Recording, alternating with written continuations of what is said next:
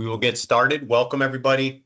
Welcome to the Acadience What Every District and Building Leader Should Know About K-3 Literacy Assessment Data. My name is Abe Christ from the Performance Office. We are the office that manages the administration of this, working with the several vendors. I'm also joined by my colleagues, Katie Seifert and Kim Johnson, who are on the call. Three of us been working on this project really since day one. And we're also joined by Elisa Dorman from Acadience, who's going to do the presenting today, but we just wanted to say a couple words before we hand the baton over to Lisa. And if you've been to her previous two, she does a great job. So we look forward to it. As a reminder, this training is intended for district and building leaders who support the K-3 literacy assessments. Obviously, if there's other, if you don't fit that role, that's fine too. I'm sure you'll still benefit from it as well. And in this presentation, Elisa will be reviewing district and school reports. We want to remind you that the end of year, the EOY ends in a few days on this coming Friday. We had extended it a week earlier in the year because we were trying to meet you in the middle as far as the snow days that occurred and so forth. So we are, but keep in mind that it ends on this Friday. And next year, another reminder, we are collecting data for all the windows. So we only did middle and end. Next year, we will be doing beginning, middle, and end. So just an FYI that's coming. And we will be here in the presentation for the whole time. So if anything more CSDE related comes up, we will do our best to answer the questions. And I am going to hand it over to Elisa now. Elisa. Thank you, Abe.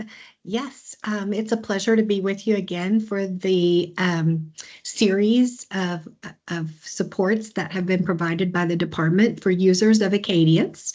I'm just dropping a note in the chat to ask each of you if you would be willing to just share the role that you play at the district or the school level.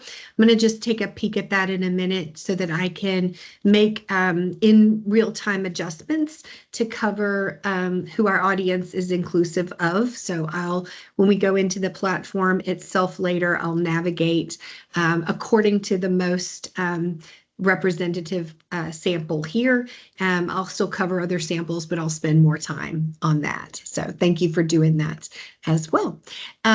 Let's begin first by showing you the outline for today. We want to cover some things that you already know first, and then we want to get into data visualizations and then come out at the end with some takeaways and some actions that maybe you can apply as you examine your end of year data and prepare for next school year.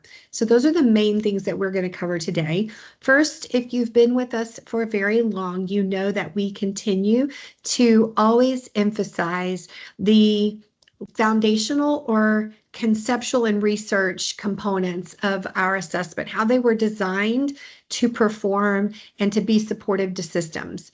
And so you'll see on the list that I've highlighted the two at the bottom because I feel like they are most applicable to what we're going to be talking about today. And that is Acadience reading should be used within a framework for decision making. And we're going to use the outcomes-driven model as the illustration today, because we know that outcomes are what drive instructional change. And so we're going to use that as sort of two building blocks for our discussion. Again, if you've been with us, we like to remind everyone that Acadience fits within the context of a system, and it is one part of the system. So when you look at the system, here on the left, what you'll see is that we start with curriculum, what we teach, how we teach, the time dedicated to teaching. Some of these things are really reflected in this particular part of the diagram. Next, you'll see a component part that represents us, but not us alone. You'll see the data that is used within the system, the data used to inform or drive change at the student and systems level, and we contribute to that, as do other assessments. And then you'll see that it is the environment and the additional resources within that context that are also represented here. Things like, the variables that we can change and the resources that we can bring to bear outside of what we teach and what data tells us. And so we like to think about Acadience working in this diagram as being one component part that helps educators focus and drive towards a direction so that we can get all students on track to become readers.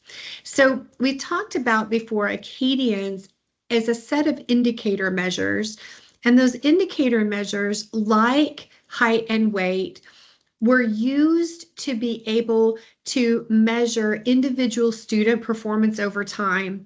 So in the same way that well checks in infant and toddlerhood help us to gauge students' progression towards important developmental milestones in that medical model, Acadience reading serves as milestones or markers along that continuum of development as a reader.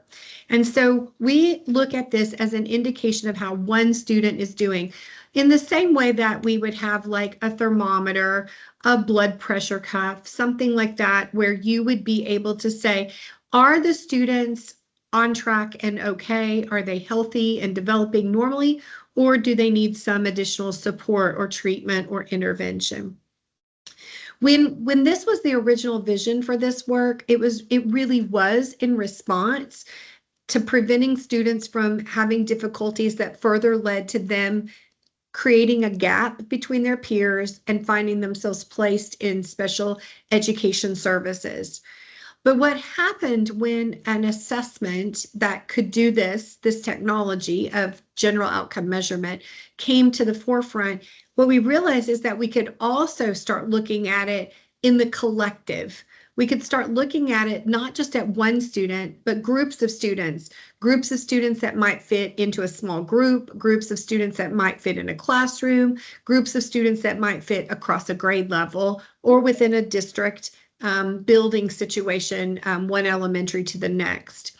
And so we use this to say that Acadience is indicator measures that help us look at distributions of scores of students at the systems level, and it allows us to see where they fit within our performance bands so that we can hopefully take a reaction, to that data that leads us to the outcome we all desire as systems leaders, which is to get more students in the at or above benchmark category than were previously in the below benchmark category.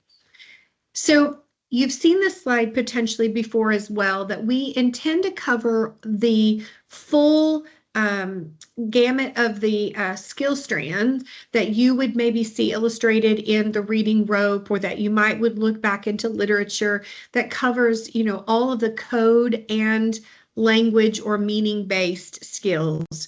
So in this illustration, where you have meaning-based skills here leading towards the outcome of comprehension, and you have code-based skills here leading towards the outcome of comprehension, we know what the outcome is. It's students reading independently, silently, for meaning. And to facilitate that progression and to keep them on track every year over year to meet that outcome, we have these indicator measures in purple that align to a timeline.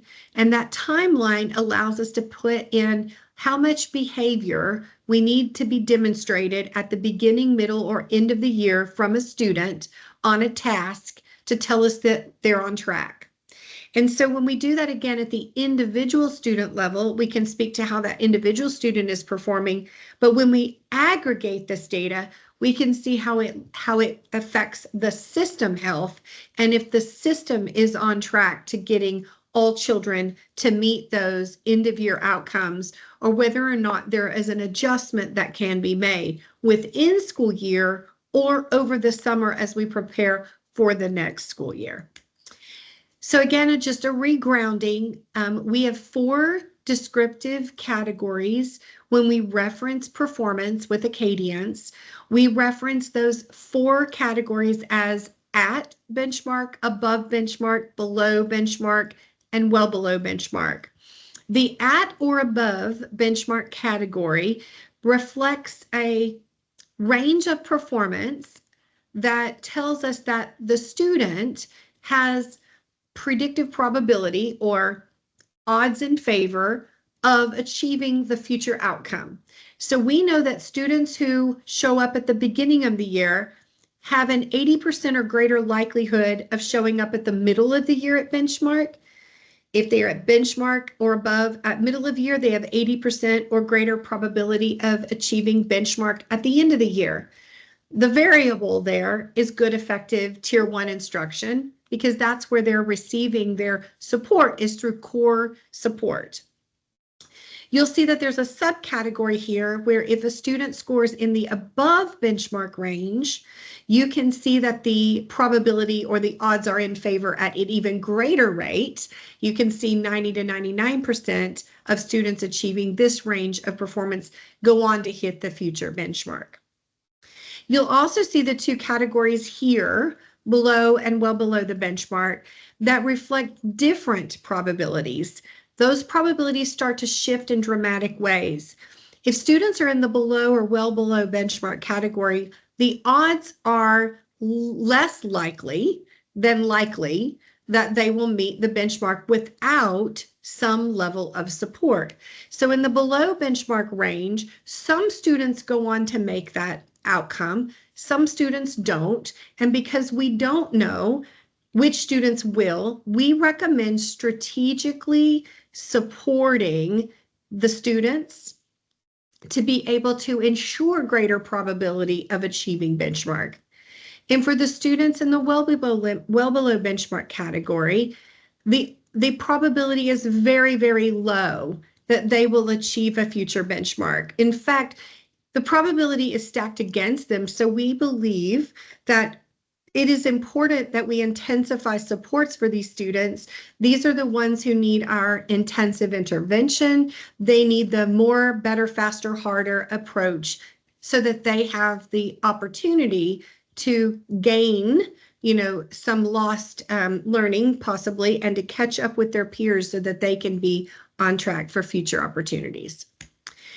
So benchmarks help us as a framework to be able to make decisions in a decision-making model, both at the student level and at the aggregate level, because they serve as predictors. They allow us to know who needs support, and they allow us to know in what type of support category, strategic or intensive, we need to focus for those students.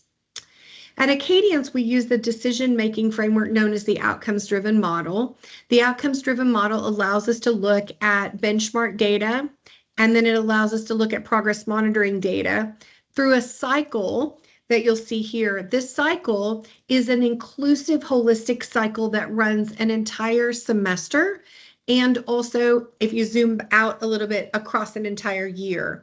It has 5 steps.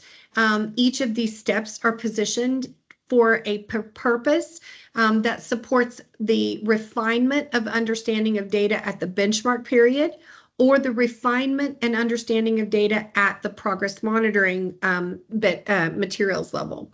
So starting here, benchmarks allow us to separate students into categories who need support from who doesn't need support right now. It gives us a chance to validate if there's a question about that data. And then once we get to step 3, when we know we've got the students, we move into the lower portion here of this diagram, and we show that it is in this stage where all the magic happens, right? This is where we expect for strategic and intensive support to be applied. It's where students get the intensification that's needed to help them close the gap, and it gives them the opportunity as educators, as systems, to look at students' response to that treatment to see if it's working or if we need to do something different. And then you'll see that step 3 and 4 are in the lower half before we come back to step 5 at the upper portion. And the step 5 says, let's look back and see how did we do between the beginning screener to the middle screener window. Did we move more students to being on track? Did we hold the students who were on track right there? Did we close gaps? Did our supports work? If so, You get a whole second semester to cycle through this again. If it didn't work as expected, you get a chance to modify your system plan and your approach that you might be taking, make some adjustments so that you have a second opportunity in your second semester. So this is the model that we use, and with this model comes questions. We'll get into these questions a little bit later, but you'll see questions at the systems level and at the student level. So why are we talking about systems level data today? Because the system sets the context. The system tells us what's going on more than singly with one child, which could have impact or effect that is different from the system as a whole. When we look at the system and zoom out, we are able to see if the system is supporting successful outcomes for all of its students. When we effectively implement an assessment and we use the data from that assessment, we are building the capacity to have an effective system. So we want to make sure that we're looking at this through the lens of saying, is our system working? How do I know? Well, are there large numbers of students still being identified in need of support? If so, that's a systems change, not a student change, right? We won't ever individually, right, intervene our way out of a systems issue, right? We have to take it out of the student and step back and place it at the system as the responsible party for change. This means that we can allocate our resources differently. Rather than focusing on remediation, we can focus on prevention, right? And if we do it the wrong way, we'll be focusing more of our attention on remediating individual students instead of fixing through a preventative lens, the system. So this is why we are here today, is to really dig a little deeper into the systems level data analysis to show you what reports exist in Acadience Learning Online for those in the data management system to help educators think about the following: the system-wide goals that you could be setting for yourself, the plan that you would have for improving or meeting the needs of the students within your system, including those goals that you will have established, and to be able to decide if, looking back, because we're coming to the end of the year, looking back to determine, are students making the right kind of progress so that going into next year we keep that momentum? Or are we looking back and saying, it's time we make a systems change? Let's bring the best of the minds together within our system to think about what are the biggest impacts for change, something we can do that will create the greatest resulting impact to be able to help more students as the aggregate move towards those outcomes. So again, back to this model, how do we use this in a systems view? We go straight to the questions here that you see on the screen. For each of these steps, we have questions. For today, I'm going to focus on step 5 only. Step 5 says, have we met the goal that we had set for us? Well, maybe you didn't set a system goal this year, and that's okay if you didn't. We're going to stop and say this is a great opportunity to be thinking future about how you could set a goal for next year for your system. But if you did set a goal, it's a way to look back and say, did we achieve that goal? Is the support in our system effectively meeting the needs of students across all the tiers of our support? Are there still students who need support? If so, who, how many, where do they rest in the system? Are they within a school or a set of schools? Are they within a grade level band? Are they within,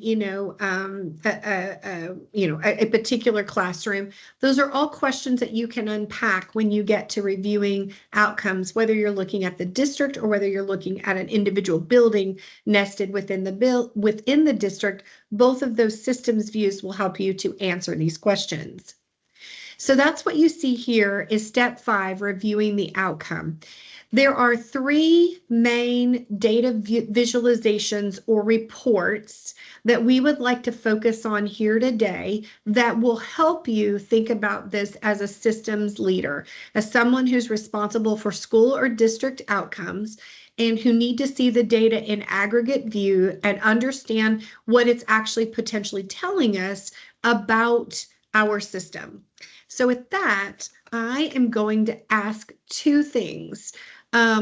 If you happen to be at a computer or you have a tablet or some other device that you normally use to log into ALO. And if you want to be in the ready position in a minute where you've logged into your view and you're looking at the system for which you have permission to see, building or district, then you can follow along with some of the steps that I'm going to walk through today. And you can walk through those in your own account. I'm going to walk through them in a demonstration account, which will match very similarly to yours, but might be somewhat different. So I have logged in to a demo account that has been set up for us, and we use this in our training. So this is what we call it Test District C. You'll see it in a moment, probably named that. But this is our dashboard, and in this particular sample, we only have two grades, grade 1 and grade 4. I'm going to stay focused on grade 1 because it is most closely matched to all the measures that you might be looking at here where we are today at this time of year. So while you can see here on the dashboard the distribution of scores for this one grade level, you can see it at the composite score level. You can change it to see any one singular measure result by filtering. I want to see the filter of whole words read compared to words read correctly, those types of things. You can change it, but again, always keeping it at the composite score as the default. And down here, we're going to spend some time in this report later, but just showing you that it is on the dashboard as well. We call this effectiveness of instructional support. It can be toggled between beginning to middle of year comparison. It can be toggled between middle of year to end of year comparison, or it can be toggled between beginning to end of year comparison. I'm going to leave it here for now, but again, I'll show you when we get to the actual page of reports. This is just your dashboard. And just again, to reorient, every time that you're here, you can hover to see number and percent of students in each of the distribution categories. You can shortcut and get to those students if you want. This is a district level view. For district level leaders, there is a filter to your left, and I just want to remind you, if you don't want to drill down anywhere further than the dashboard, you may click the filter over to your left, and now you may pick which school within your district you want to look at. This district has 2 schools. If you had 10 or 15 or 100, you could see them all listed here. And I could pick one district, and now you'll notice the numbers in my data visualization have been reduced to only those within that school that were in the grade that I filtered. And for building leaders, you can filter also not by building, but within classrooms and groups, so that you could see just a teacher's classroom if you wanted by comparison as a drill down. And so I just wanted to point out to you that those filters allow us to be inside, again, of the district or down to individual buildings and classes within buildings, all from this view if you want. So to get to the views that I want to show you today, we call a school overview report or a district overview report.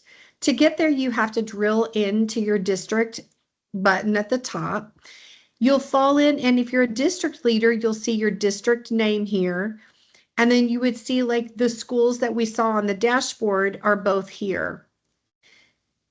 Over the third tab is the Students tab, and that tab is the one where everything else appears for all the action you would want to take with data.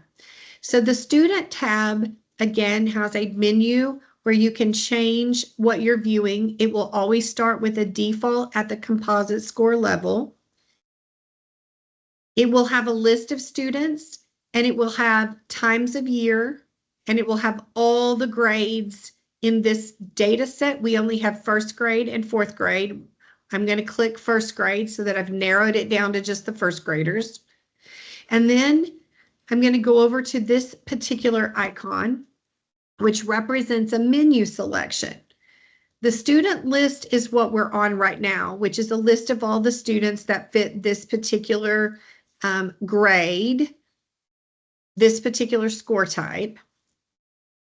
I can change that to what we call the benchmark overview. So I'm going to do that now. That was one of the reports we wanted to see. The benchmark overview allows me to see the grade, the composite score on the first line, and then each measure that was administered across the year nested below it. When you're on your dashboard, you can only see this one measure at a time, right? So you can only see it one measure at a time.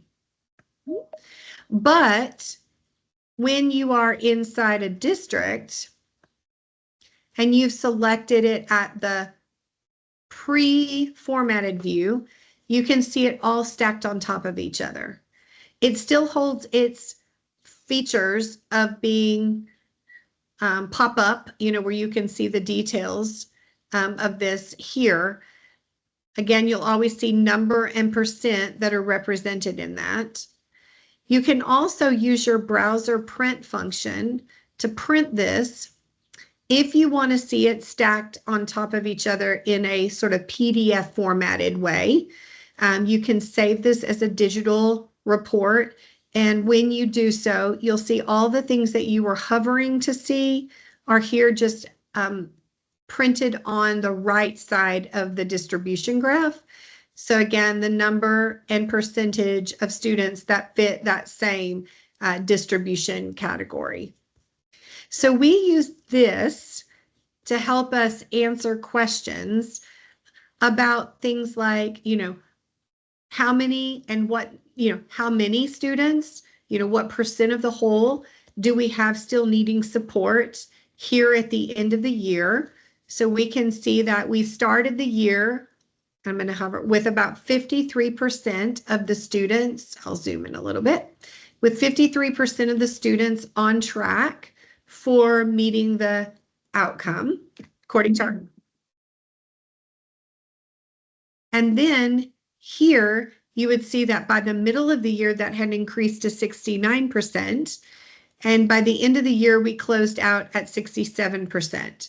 So you can see all of those data together and in the visualization, both interactively, if you're on the tab with students, or printed if you want to make it into a print view. So this not only tells you how they performed across the distribution, but it also tells you in what areas students may have been making progress or not have been making as much progress as we would have hoped when it comes to the skill strand that you would have been assigned to that measure. So in this measure, phonemic awareness is the skill strand. In this measure, these two scores, it is the alphabetic principle, incorrect letter sounds, and it is the phonological recoding of those sounds into words, which is early phonics skills here in this score type, and so on. Another data visualization that we wanted to show you falls right underneath it, and it's called the benchmark status. When you're in the benchmark status and you're at a district level, what you will see is your district here on the top row, and then you'll see the performance of every school nested below that. So there is a district plus 2 schools in this account. So I can see how the district performs. Again, remember 53%, 69%, 67% on track. I can see how School Delight Valley compares to the aggregate of the district, and I can see how Sunset appears to the aggregate of the district. So I can see that this particular school started out with 56, similar to the district, but they were at 79% instead of 69%. And by the end of the year, they're at 86% instead of at 67%. So this particular school outperformed the district's aggregate performance, whereas this particular school started about the same as the beginning of the year for the district, made a little bit of progress, but not near as much as the district aggregate and or the school in its peer grouping here. And then by the end of the year, this particular school still only had about the same number of students where they started. So there is clearly and visibly as a district leader, something different happening in this school than in this school. And so as a school leader or a district leader, we'd want to get in and begin to unpack that. We want more of this across the whole system and less of this across the whole system. And so the idea of using the status report is to give you that comparison. I'll show you the status report at a building in just a moment, but right now I'm going to stay at the district level. And then we also have this historical benchmark view, which could show you year-over-year trends. And we have the effectiveness. This is the one that I wanted to go to next. The effectiveness, just like on the dashboard, allows you to pick a grade, first grade. It allows you to pick the time of year beginning to middle to end, or beginning to end. So I'm going to pick beginning to end because that's where we are in this time of year. And you can see that I'm in the distribution of what we call the benchmarks. So I'll zoom in again just to bring it up a little bit and to show you how you read this effectiveness report. So this view tells us that at the beginning of the year, there were 50 students. And of those 50 students who scored in this range, so well below benchmark, there were 50 students.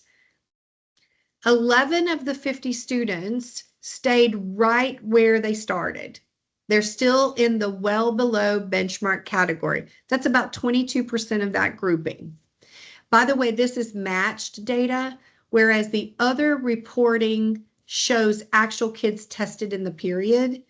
The effectiveness is showing matched cohorts. So it's only kids who took the test at both periods of time, like beginning to middle as a match, middle to end as a match, or beginning to end as a match. So we might eliminate kids who are only tested once. They're not seen here, but kids for which we have 2 times of year, they're included here. So what this tells me is a little bit about what happened with those students. But look, if I added up this grouping and this grouping and this grouping, I can tell you that nearly 80% of the students, so 78%, moved at least up a level from being intensive in need of support in the red zone with low probability of making an outcome.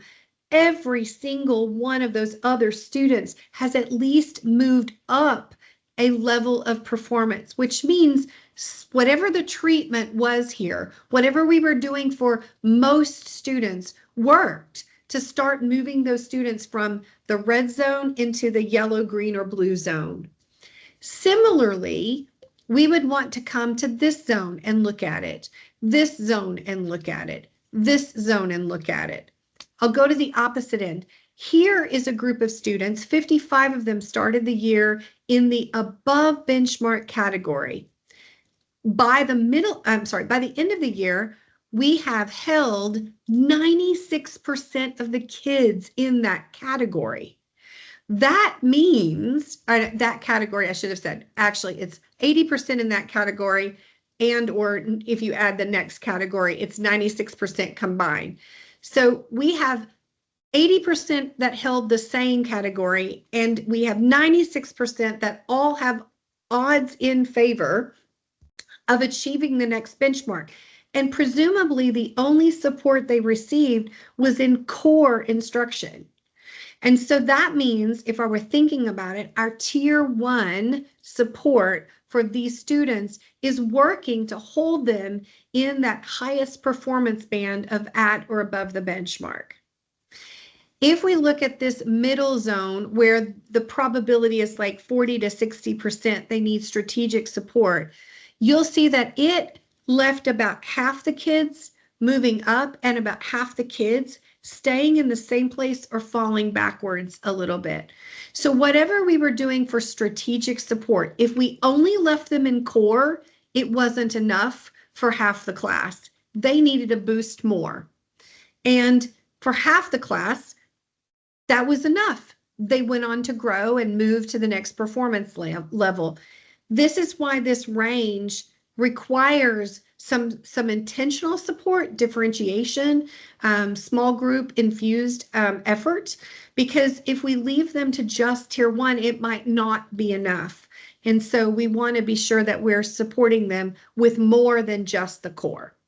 So this is an effectiveness of instructional supports view that's really important for systems level users to think about when it comes to how we are actually moving and shifting students from where we saw them at the beginning of the year to where we now see them at the end of the year. And this is all based on the benchmark framework. If you are familiar with Pathways of Progress, which is our representation of growth using a normative framework. So think of it more in kind to growth percentiles. We click here on this little icon, and this is the distributions of students against those pathways, which speak to the progress being made in comparison to others who are like the same students in the grouping. And we have that, and I'll be happy to share with you more about pathways. It is more than we have time to cover in just an hour if you're not familiar with it. So if you'd like more learning on pathways, I'll be happy to show you where you can find that here at the end. So those are all found again on the student tab and here in the list view where you can get, or in the drop-down menu where you saw the list first, where you can get to these reports. The only thing that I want to show differently at this moment is if you are a building level user, I want to show you that if you go into your building, so now you're inside just one school building, that's the view that you're responsible, that's the system that you work in, then you would follow the same path or pattern to go to the Students tab. Once on the Students tab, you would select again the grade. We're going to focus on grade 1 again. And then you would come to the same drop-down menu and you're going to see the same reports available to you here that were available at the district. The only difference is you can only see now the segment that is for the building known as Delight Valley. So you couldn't see the system, but you could above you, but you could see the system that you're in and below. And so in that same way, you have the overview and you have the historical and you have the effectiveness. What I wanted to show you here that is different is the status report. So when we generate the benchmark status report here for this particular school building, instead of being able to compare the buildings across the district, which we don't have permission to see, it compares classrooms within the building. So if I selected first grade and Delight Valley as a school would see their aggregate report on the top row, and then they would see all the classrooms that represent that grade below. So in the same way, I could look and say, how did the whole first grade perform in Delight Valley? And I could see if I need to think about changes across the grade level. But if I wanted to know where specific changes might need to be made, I can look for opportunities of exceptionality, things that were maybe outstanding, things that were worth repeating. I can look for exceptionalities that maybe cause us to dig in a little bit deeper and maybe deploy some resources there that maybe were not there before.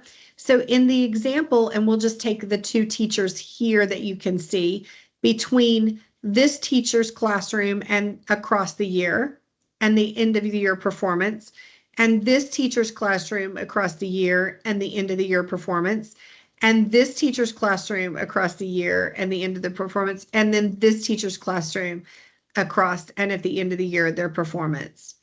And so while overall the system looks like it achieved getting 86% of their kids on track. So I don't really see anything that is alarming at the grade level from beginning to end of year. I do just see some variation of change, like change within classrooms that we can maybe unpack and say, how did you do this? You started out, this teacher started out with very few kids, 45%, compared to this one who started out at 74%, compared to this one, that started out again at about the same percent, some of these, and where they ended, all looking good and strong, but they certainly took the distributions, that were maybe once more similar and achieved very different, but outstanding outcomes at the end of the year. I'll do one more by the opposite, just a moment, by going back one and choosing the other one, just in the same way so that you can see another building level distribution. Oops, sorry, I grabbed the wrong report.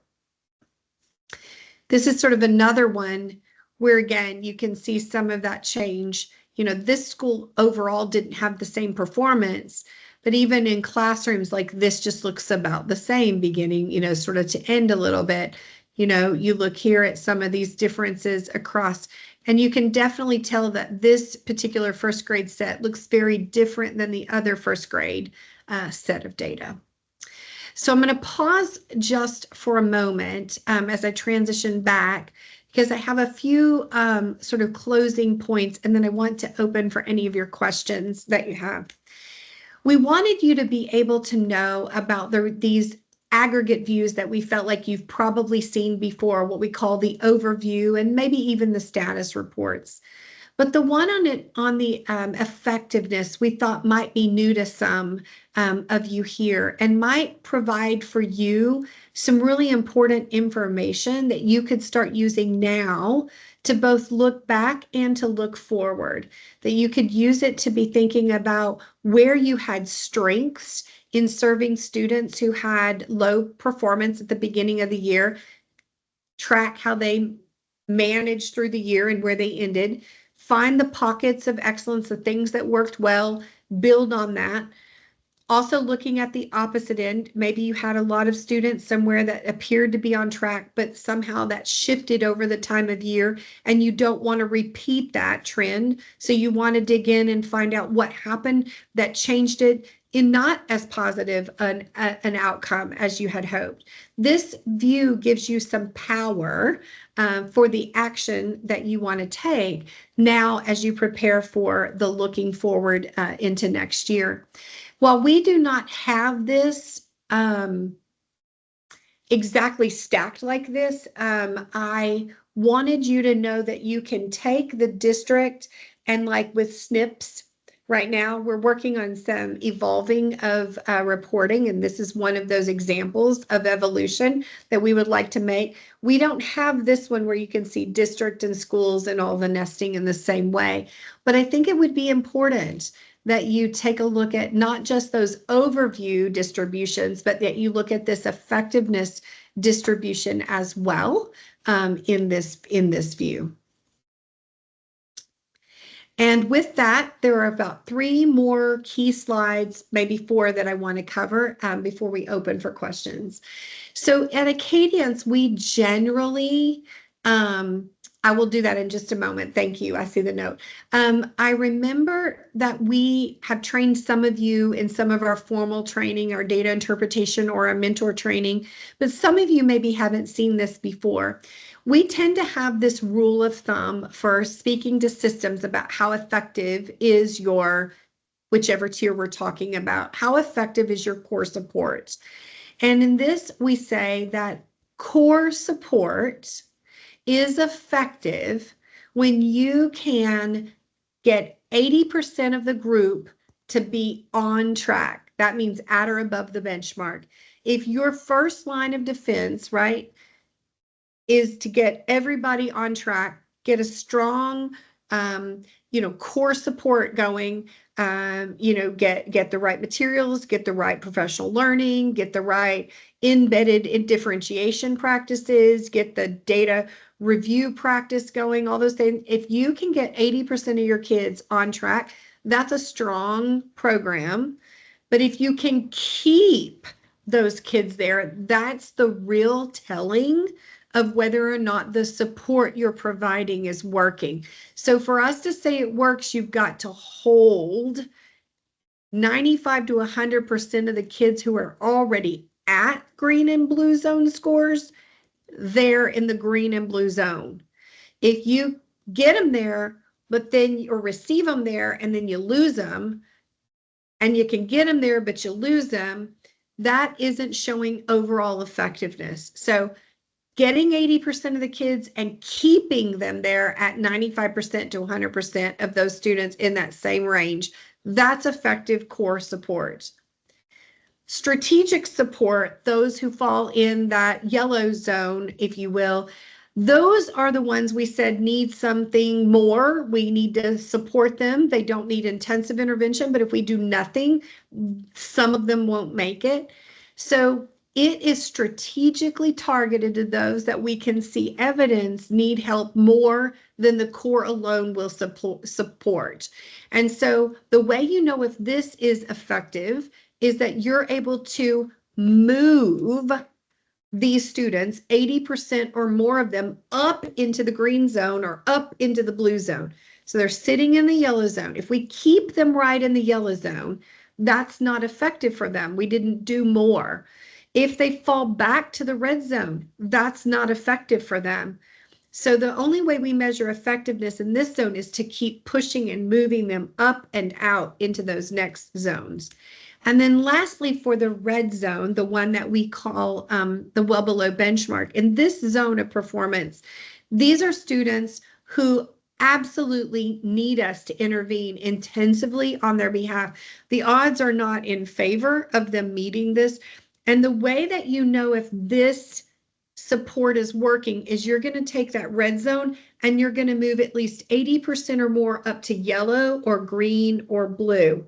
So you got to move them out of the red zone, at least up one or more than one of the performance bands to be able to say your intensive support is working for those students. If they just stay there, it's not working for them. Now, some may stay there. That's your target of opportunity, right? For anybody who doesn't move, it's your review again that says, how do I now go move those who are more stubborn or persistent, in not moving, and what can we do differently for them as sort of the adjustment to what we offer as treatment, in our supports.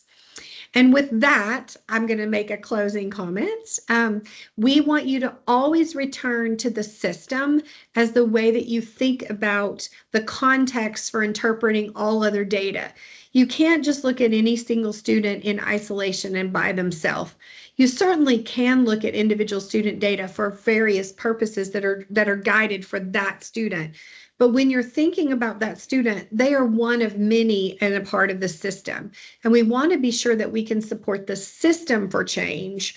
And by supporting the system for change, we will ultimately impact each of those individual students who fall below. So having a plan, which starts now with reviewing the data and thinking forward about where do we want to be next year at this time, creating the plan for where you would keep things the same or make adjustments, and making sure that you are looking, if you have a large number of students who seem to need support, then the changes at the system and not at the student level for the greatest benefit of impact for all that we serve. So with that, I do see a question that's an ALO navigation question that I will come back to. Thank you. In just a minute, I'll get back to that. But before I do, are there any other questions that you have just from today before I go back to that one? Or anything you want to say from Connecticut DOE?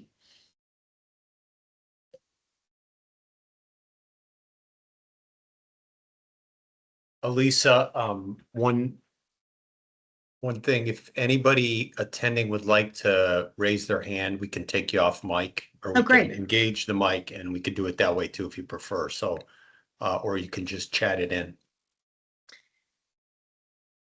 Well, to answer the one question while you all are thinking, if you have more, I'll step back over here and into the question that was being asked, how do you get to the historical data?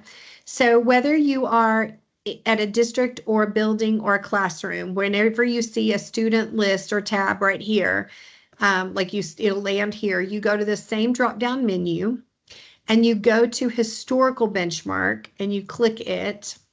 And this particular account only has 1 year of data, so I can't show you full historical, but I will show you that you go to this little icon that's right here. So you pick the grade you want, you go to this little icon, and when you have more than 1 year of data in ALO, you just select the number of years, how far back you want to go. Like we've got some people with 10 years of data that they've migrated into our system from our legacy system, and we've got others that just have a couple of years of data. So you go to here and you'll select all the ones. And then once you do, they will stack on top of each other so that you will be able to see the performance of grade 1 in the current year, and the prior years before will just nest underneath that. So that is how you get to historical data. And we are working on we're working on some thinking about other data visualizations that let you see the trends that maybe systems level users would like to be able to see. So if you have any ideas or suggestions, we would most certainly invite those. I will put my name again here and my email address into the chat. So that if you do have other questions after, or you have some suggestions for things that systems leaders could really use, we'd love to hear from you. The one thing I did not cover that I will just share that might be for district level users and also for building level users is there is a 3-dot menu here. And when you click it, it opens up the data export file. And when you make a data export selection, you can make it be 1 year or more than 1 year if you have multiple years. You can choose to have just the export of the benchmark scores, or you can have just an export of progress monitoring, but you can't get them both because they're formatted differently. And then you can select from our options of the file formats that you can choose to get those out. If you have just reading, you can get reading. If you have math, just math, you can get math. If you want reading and math together, you can get that. You can get 7 and 8, Espanol, Francais, and Peli all in their individual export files. But I did want to say a lot of times systems users will want the export of something like that for their own other purposes. Maybe they'd prefer to be working in Excel in some way. So we wanted to just point that out to you as well.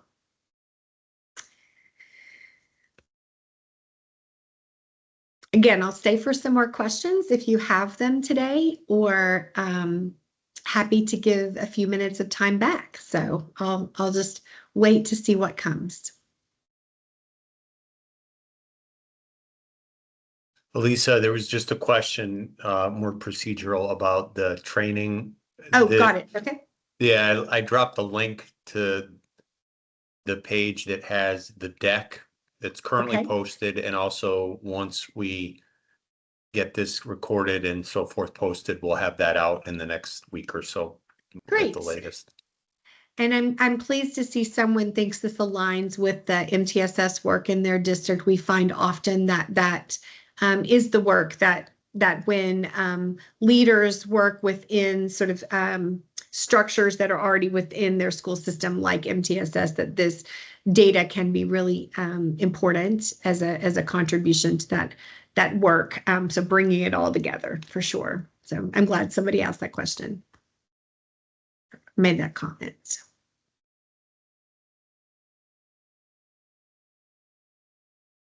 Well, we have appreciated the opportunity to be in community with those using Acadience reading, and look forward to being available to support you across the summer or in the next year. There's one other email that I will drop in here, which is our info@acadiancelearning.org. This is our general customer support. And this is where you can get any question answered or redirected to the right person. The other thing I didn't show is our website, and I would just invite you to visit if you haven't visited recently. This is another great place to go for resources. We have reorganized it, and we have a resource hub.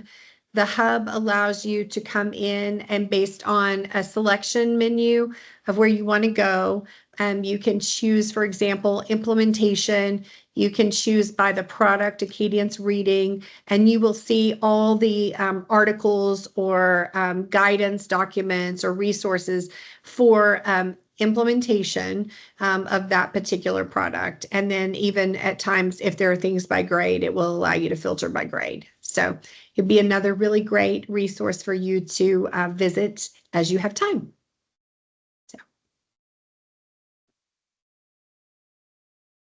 Okay, Elisa, thank you for an excellent presentation. There've been a three-pack of great ones throughout the year here, so thanks. And then thank you everybody for attending the webinar today. We will be in touch with more information about the data collection. As a reminder, June 26th is the date for submissions if you need to submit outside of the ALO. And have a good summer.